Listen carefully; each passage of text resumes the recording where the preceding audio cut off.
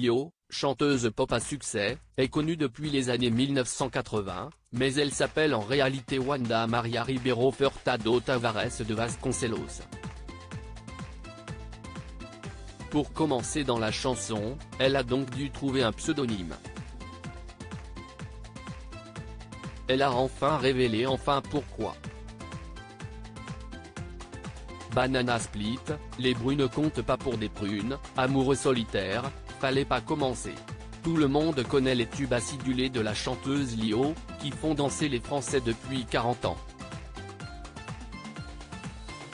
La belle brune belgo-portugaise, également demi-sœur aînée de la chanteuse et comédienne Helena Nogueira, a aussi fait ses preuves dans le cinéma. Elle a notamment tourné pour de grands réalisateurs comme Chantal Akerman, Claude Lelouch, Jeanne Labrune, Catherine Breillat, Diane Curis ou Catel Kievere. Lio est aussi une fervente féministe. La chanteuse n'hésite jamais à pousser des coups de gueule en plateau télé ou à la radio et n'a pas honte de son militantisme radical. Elle a notamment défendu corps et âme son ami Marie Trintignant, tué en 2003 par son compagnon, le chanteur du groupe Noir Désir, Bertrand Cantat. Lio n'a d'ailleurs aucun problème à égratigner les grands noms de la chanson française qu'elle considère comme misogynes.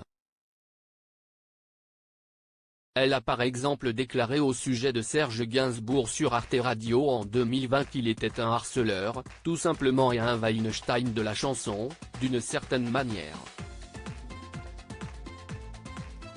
Lio faisait ici référence au producteur de cinéma Hervé Weinstein, accusé par plus de 90 femmes de violences sexuelles et condamné à 23 ans de prison en première instance.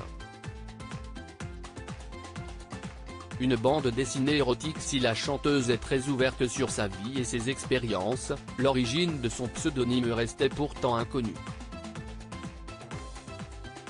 Car son vrai nom, c'est Wanda Maria Ribeiro Furtado Tavares de Vasconcelos. Comment se passe-t-on de cet état civil à rallonge à Lio? L'artiste a donné la réponse en 2020 dans Transmission, un podcast d'Arte Radio.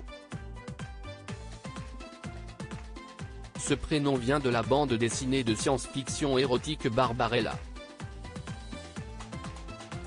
J'ai choisi Lio car je trouvais qu'il y avait beaucoup de ressemblances entre la Wanda que j'étais et ce personnage, cette adolescente émotive qui collectionne des images pour se protéger des méchants. J'étais une adolescente, et puis physiquement, elle me ressemblait, a raconté la belle brune. Un secret bien gardé.